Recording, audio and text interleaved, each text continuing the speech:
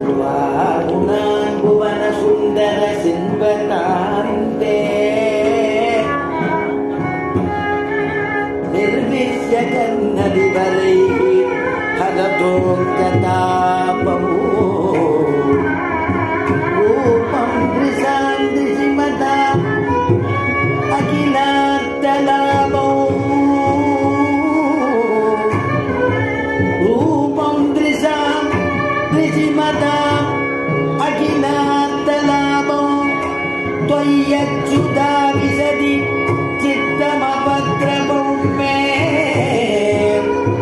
रूपं दृशां दिशिमता अखिलार्तलाभो.